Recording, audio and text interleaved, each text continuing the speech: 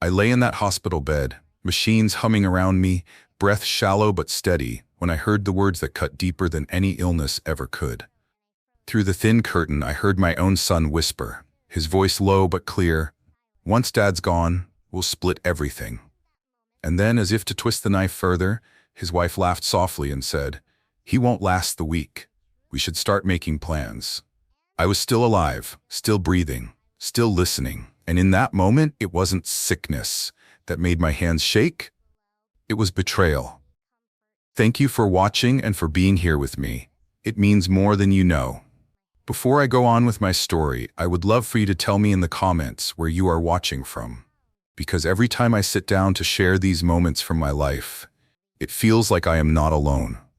It feels like someone out there is listening and maybe even understanding the weight I carry. Lying there in that hospital bed, the sound of those machines was steady, but my thoughts were anything but calm. I kept asking myself, how did it come to this? How did the boy I raised with my own hands, the boy I worked late nights and long shifts for, grow into a man who could stand a few feet away and plan my funeral while I was still breathing? My heart ached, not just because of my failing health, but because the bond I thought could never be broken had already been shattered. And the one person who should have defended me, the woman married into my family, joined in with laughter instead of compassion. It was a moment where the room felt colder than the air conditioning, where silence pressed against my chest more heavily than any illness. And as I stared at the ceiling tiles above me, I knew that something inside me had changed forever. I often find myself thinking back to the years before all of this, when life was hard but honest, and I gave everything I had to make sure my son had more than I ever did. I worked long hours, sometimes leaving before sunrise and coming home long after the sun had set. My hands blistered and my body worn, but I never complained because I believed that the sacrifices I made were building a future for him. I skipped meals so he could eat better. I wore old shoes so he could walk into school with new ones. And I went without sleep so I could take on extra shifts to cover his education. There were nights when I would sit at the kitchen table, counting out the last few dollars, deciding which bill to pay first. But when I looked at him, sleeping soundly in his bed, I knew it was worth every ache in my bones. I remember saving for years to buy the family home, a place I imagined would always be a safe haven, a place filled with love, laughter, and memories. I kept an old pocket watch that belonged to my father, not because it was valuable in money, but because it carried a legacy of endurance. It reminded me that through every trial, a man must hold on to his dignity. I wanted my son to one day understand that same lesson, to see that behind every small thing we owned, there was a story of sacrifice and a layer of love he could never put a price on. The sting of betrayal in that hospital room grew sharper when I thought about those years, when I pictured myself standing in the rain outside a factory waiting for another night shift, or walking home in the dark after giving away my strength for wages that barely kept us afloat. And yet I did it gladly, because I believed I was investing in his future. To hear him now, whispering about my death as if I was no longer a man, but only a number on paper, felt like the deepest wound of all. And what hurt most was knowing he didn't see me as the father who once carried him on my shoulders, who once cheered at his school plays, or who once sat at the table teaching him how to write his name, but only as an obstacle standing between him and the things he thought he deserved. I lay there, remembering the birthdays I scraped money together to make special, the Christmas mornings I stretched every penny so there would be presents under the tree, the countless times I put my own dreams aside so he could have a chance at his. And I realized that all of that love, all of that effort, all of those nights of hunger and exhaustion meant nothing to him now. The boy I once saw as my pride had grown into someone I barely recognized. And that thought broke me more than any sickness could. Yet even through the pain, a part of me held firm, because I knew deep down that while they plotted and laughed, I still had a strength they did not understand, a strength that comes from years of sacrifice and a lifetime of endurance, a strength they would one day come to regret underestimating. As I lay there in that bed, my mind wandered further back to the times when I believed that family was the one thing a man could always count on, and the memories came rushing in like waves I could not hold back. I remembered the long afternoons when I taught my son how to ride his first bike, how he wobbled and fell, and how I ran behind him every step until he finally found his balance. I remembered the nights when storms rattled the windows and he would crawl into my arms, asking if everything would be all right, and I would whisper that no matter what, I would always protect him. Those were the promises I lived by, the vows a father makes not with words but with every act of sacrifice, and I thought that love was enough to secure loyalty in return. I thought of the years when money was tight, and yet I managed to keep the lights on, to put food on the table, and to save enough to cover his schooling, believing that education would open doors that were always closed to me. I thought of the time I handed him the keys to his first car, a beat-up old thing that took months of extra work to afford. But the joy in his eyes made me feel richer than any man alive. I thought of the day he graduated, how proud I was standing in the crowd, clapping with tears in my eyes as I told myself that every hardship I endured had been worth it just to see him succeed. Those memories had been my strength for so long, and now they stood against me, mocking me, as I realized he no longer cherished them the way I did. The walls of that hospital room seemed to close in as I compared those moments of pure love to the sound of his voice whispering about my death, and the laughter of the woman beside him who should have encouraged respect instead of greed. Every beep of the machine beside me felt like a reminder that my time was limited, but my spirit refused to surrender to despair.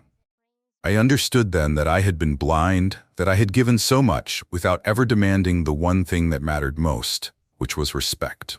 I had believed that by giving endlessly, I would never be treated as a burden, and yet here I was, being spoken of, as if my life had already ended. I realized in that silence that there are two kinds of wealth a man can leave behind. One is the money and property that greedy hands will fight over, and the other is dignity, the kind of legacy that no one can steal. And as I listened to their voices beyond the curtain, my heart hardened not out of hatred, but out of resolve. Because I knew then that if they wanted to bury me, they would not be burying my life. They would be burying their own illusions of power and control. I closed my eyes and let the memories of the past steady me, because in those memories I found the strength I needed to plan what would come next.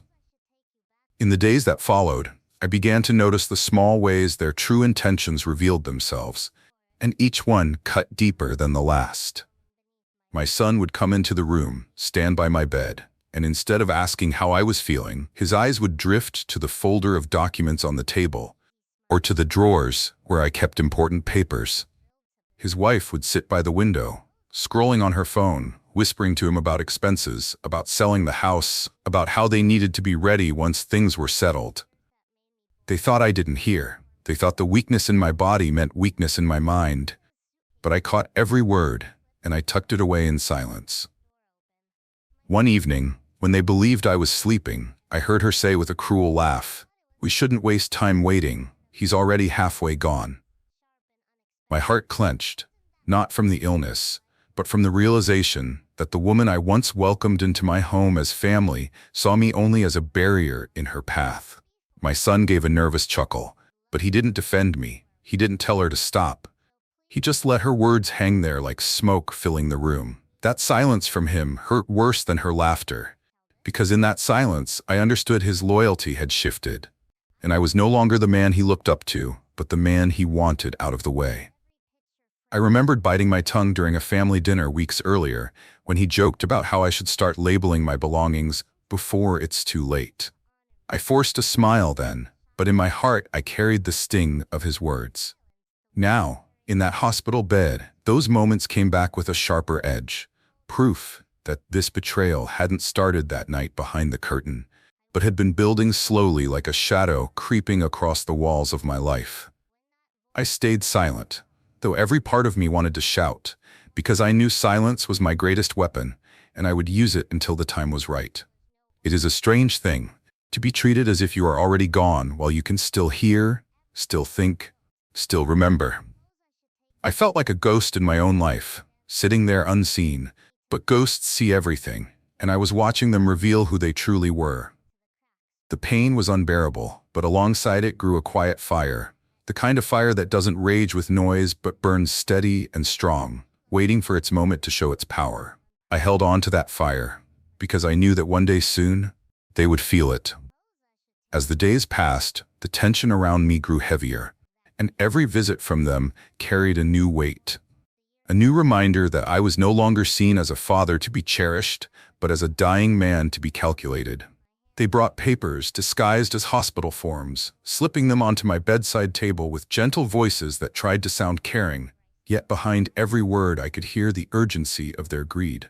"Dad, just sign these. It will make things easier," my son said one afternoon, his tone practiced but his eyes restless, flickering not with love but with anticipation. I glanced at the papers, saw the legal jargon dancing across the page, and even in my weakened state, I knew better than to lift the pen. I looked at him for a long moment, my silence louder than any refusal, and I slid the papers back toward him without a single word.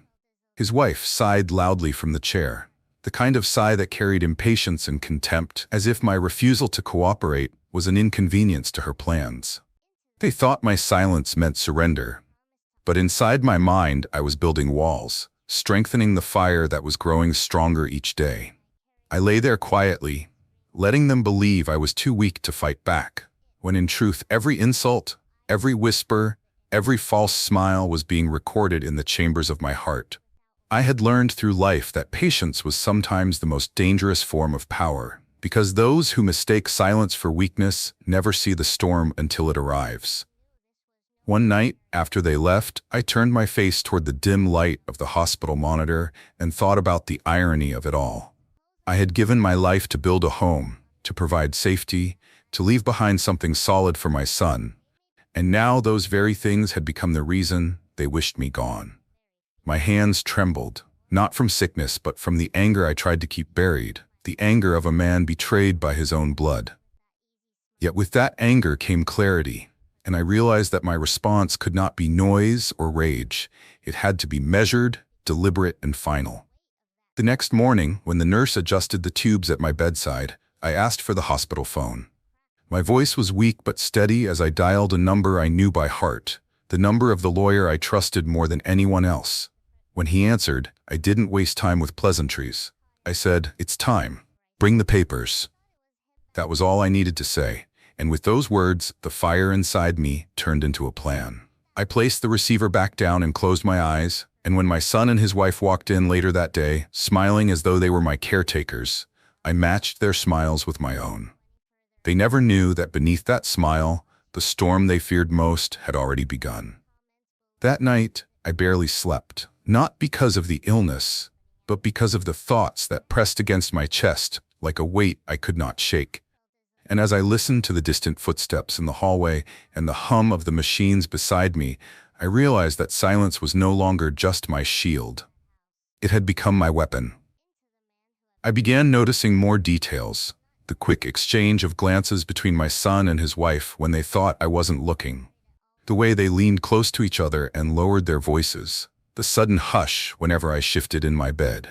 One evening, as the curtain at the end of the room swayed gently with the air vent, I heard them whisper again, her voice sharper than a blade. "The sooner he's gone, the sooner we can move forward." And then his reply, hesitant but chilling all the same, "I know, but we need to make sure the papers are in order first." Those words burned themselves into my memory, and though I stared at the ceiling without moving, inside me I was marking every syllable, storing it away like evidence I would one day present. My chest rose and fell slowly, deliberately, so they would think I was asleep, while in truth my mind was wide awake, sharper than ever, tracing the years of sacrifice against the coldness of their betrayal. They had no idea that with every word they spoke, they were building the very case that would destroy their plans. It is a strange thing, lying in a hospital bed and realizing that you are both patient and witness, fragile in body yet alert in spirit, watching the people you once trusted reveal their true faces. I felt no need to confront them in that moment, because anger would have been wasted. It would have given them power over me, and so I let them talk. I let them reveal themselves fully, and all the while I held my silence like a soldier gripping his last weapon. When they left that night, their voices fading down the hall, I turned my face toward the window and whispered to myself, "So this is who you are." The moonlight filtered through the glass, and I thought of all the nights I had once prayed for their happiness, the dreams I had carried for their future, and how those prayers had now become ashes. Yet in those ashes, I felt the faint glow of resolve, because I knew that if they were planning my funeral, I was planning something far greater, something they would never forget. The very next day, as the morning sun crept through the blinds and painted thin lines of light across the floor, I felt a new kind of strength rising inside me, not in my body, but in my will. I knew that time was no longer something I could waste. So when the nurse brought me water, I quietly asked her to hand me the phone again. My voice was low, but there was no hesitation when I dialed my lawyer's number. He answered quickly, and I spoke slowly so that every word carried weight, telling him exactly what I wanted done. I instructed him to prepare a new will, one that reflected not just my wishes but the truth of what my family had become. He listened carefully, promised me that everything would be handled discreetly, and assured me the documents would be ready within days. As I placed the phone back on the receiver, a calmness settled over me, the kind of calm a man feels when he has chosen his path and knows there is no turning back. When my son and his wife came later that afternoon, carrying their polished smiles like masks they thought could fool me, I greeted them with the same weak grin I had worn for days. They believed they were in control, that their whispers had gone unnoticed, and that I was too frail to stand in the way of their schemes. What they didn't know was that the very ground beneath them had already begun to shift, and the future they thought they owned was already slipping away from their grasp. They sat beside me, asking if I had thought more about signing the forms, her hand resting on his as if to remind him to keep pressing me, and I simply shook my head gently, letting the silence stretch longer than their patience could hold. Inside, though, I felt something powerful, a hidden satisfaction that I could not show on my face. They were blind to the storm I had already set in motion, blind to the fact that their own greed had become their undoing.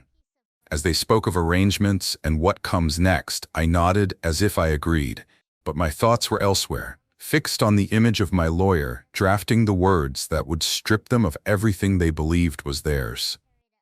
That night, as they left the hospital once again, their voices fading in the corridor, I closed my eyes and whispered to myself that they would soon learn the cost of planning a man's funeral before his last breath had even left him. That night I lay awake, staring at the faint glow of the monitor beside me, and though my body felt heavy, my mind was sharper than it had been in years, turning over every detail of what I had just set in motion. I thought about the irony of it all, how they believed me weak and powerless, while in truth, I had already begun to take back control in ways they could not even imagine. I asked myself over and over what kind of son could look at his father and see not a man who had carried him through life, but a bank account waiting to be emptied. What kind of woman could laugh at the thought of another man's last breath? And I found no answer that could soothe the ache in my chest. As the hours dragged on, I kept hearing their voices replaying in my head, her cruel chuckle echoing in the silence, his nervous agreement that cut me deeper than any blade. And with each memory, my resolve hardened further. They thought I was a step away from the grave, yet I felt a new fire in my soul, a determination that reminded me of the man I had been long before sickness tried to take hold of me. I knew I could not erase the pain they caused, but I could decide what legacy they would be left with, and it would not be the comfort of unearned riches. By the time the first light of morning crept into the room, I whispered a quiet prayer, not for myself, but for the strength to see this through. And as I closed my eyes for a moment, I imagined the look on their faces when they discovered the truth. I wondered then what you would have done if you were in my place, lying there with betrayal pressing in on every side. Would you have confronted them in anger, or would you have held your silence and waited for the right moment to strike? For me, I chose silence, because silence gave me power, and I knew the day would soon come when that silence would speak louder than any words I could ever say. The following afternoon they returned, their footsteps brisk in the hallway, their voices rehearsed with the same thin sweetness that had grown so bitter to my ears, and as they entered the room, I saw them exchange a glance before laying another set of papers on the table beside me. My son sat down and leaned close, speaking in a tone he wanted to sound gentle. "Dad, these are just routine. It's best to take care of these things now."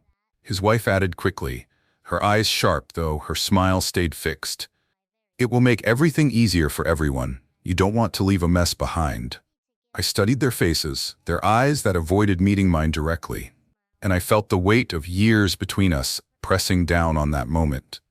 I reached for the papers slowly, my hand trembling not from weakness, but from the effort of keeping my anger buried beneath a calm mask. I let my eyes pass over the words I already knew were traps, legal clauses carefully placed to strip away what I had built, and when I finally looked up, I met my son's gaze and held it steady. I said nothing, only slid the papers back toward him, the silence stretching heavy in the room, heavier than any words I could have spoken. His wife shifted uncomfortably in her chair, crossing her arms and muttering under her breath, and my son cleared his throat, trying to mask his frustration. But in that silence, they both felt the ground slip a little beneath their feet.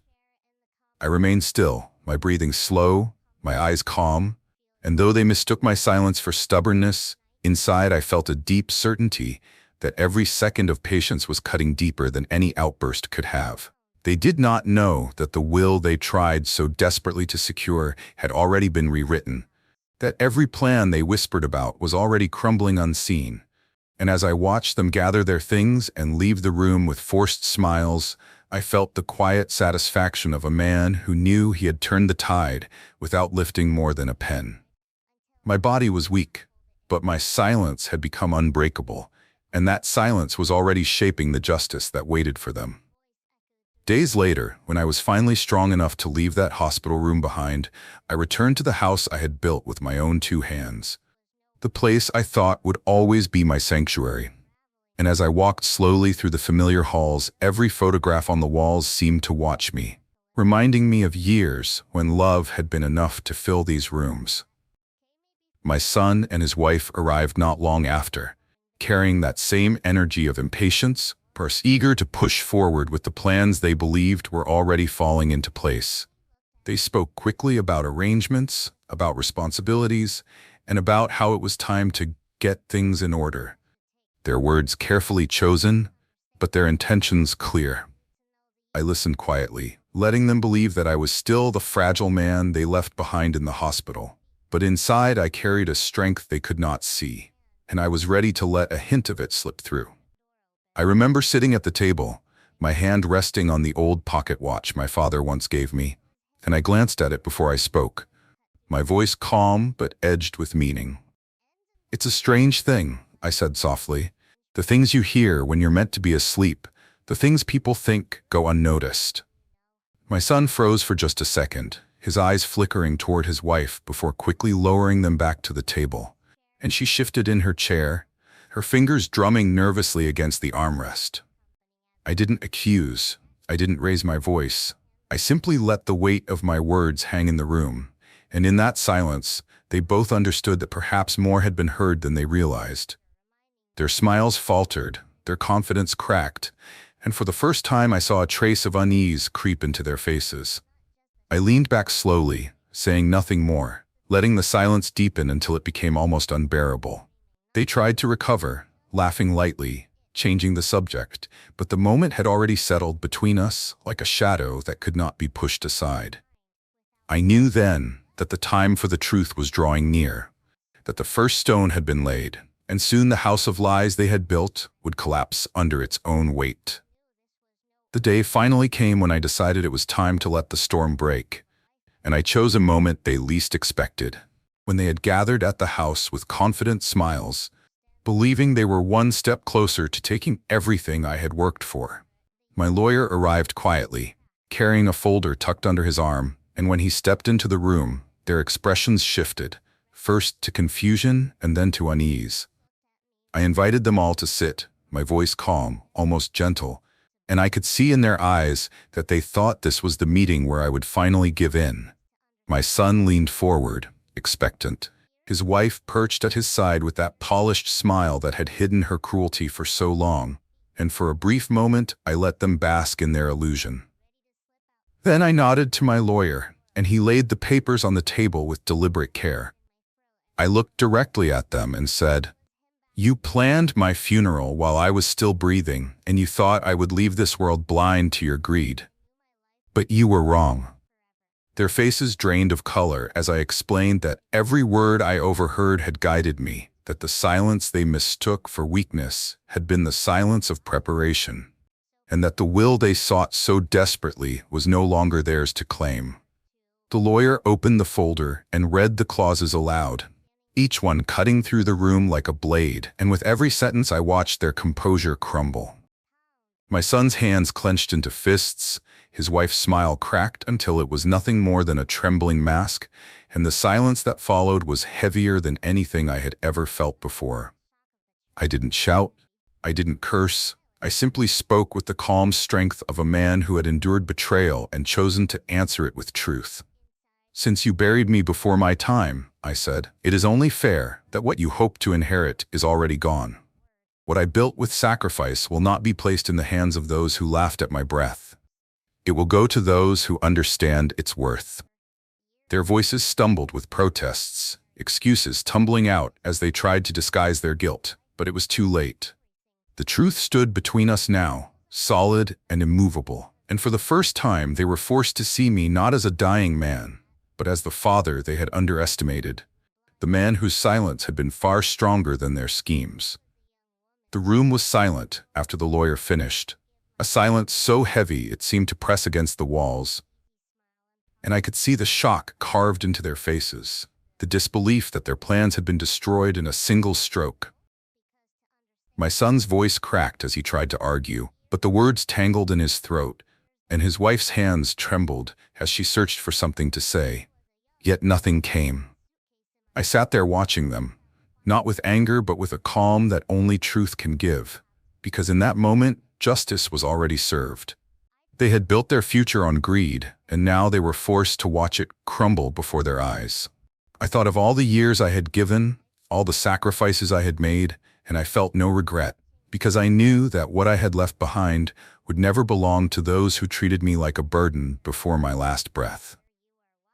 I leaned back in my chair, the weight lifting from my shoulders, and for the first time in a long time, I felt free. Thank you for staying with me until the very end of my story. Your time means more to me than I can say, and if this touched you in any way, I ask you to share your thoughts in the comments, because I read them all. And if you would like to hear more of my stories, don't forget to subscribe, because I still have much to tell.